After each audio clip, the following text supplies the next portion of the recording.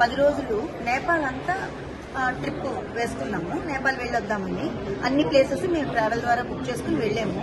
But వెళ్ళేటప్పుడు by road వెళ్ళాము.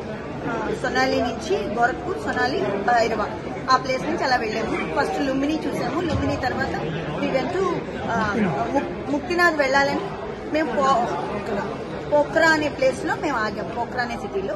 Pokhara city నుంచి మేము ముక్తినాథ్ వెళ్ళి రావాలన్నమాట. సో ముక్తినాథ్కి లగేజ్ అంతా తీసుకెళ్లలేమని పోఖ్రా సిటీలో ఉన్న హోటల్లోనే మా లగేజ్ అంతా వదిలేసి ఓన్లీ 2 pairs ఆఫ్ డ్రెస్సెస్ అవి పట్టుకుని మేము ముక్తినాథ్ వెళ్ళాము.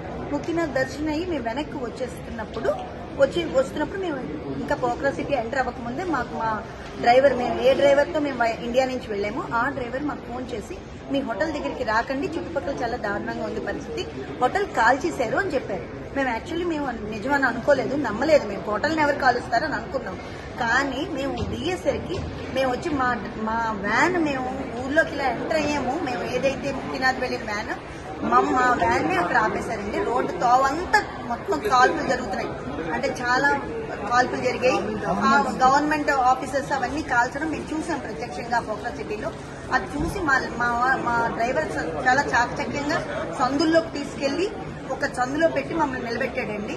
అయినా సరే ఆ దగ్గరికి కూడా పిల్లలు వచ్చేసారండి. ఫుల్ వెహికల్స్ 2 wheelers తో వచ్చి మా వెహికల్ మీద కూడా కొట్టారండి. వాళ్ళు కొట్టి అడిగితే లక్కీగా మా డ్రైవర్ నేపాలీ అవడం వల్ల వాళ్ళ భాషలో వాళ్ళకి చెప్పారు, వీళ్ళు ఇండియన్స్ టూరిస్ట్, వీళ్ళని అనద్దు అక్కడ చెప్పడం వల్ల వాళ్ళు నెమ్మదిగా వెళ్ళిపోయారు.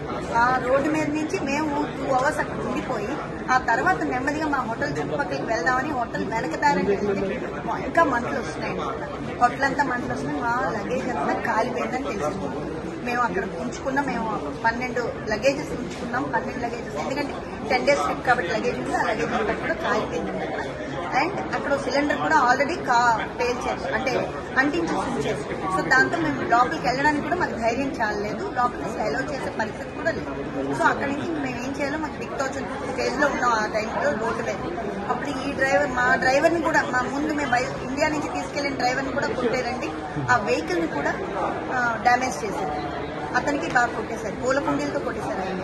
సో ఆయన కూడా కొంచెం దెబ్బలు తిన్నాడు. మొత్తానికి ఎలా అయితేనే ఇంకో హోటల్ తీసుకెళ్లాలని మా ట్రావెలర్ అరేంజ్ చేసిన ఆ హోటల్ రోడ్డు కూడా మొత్తం బ్లాక్లు అయిపోయాయి.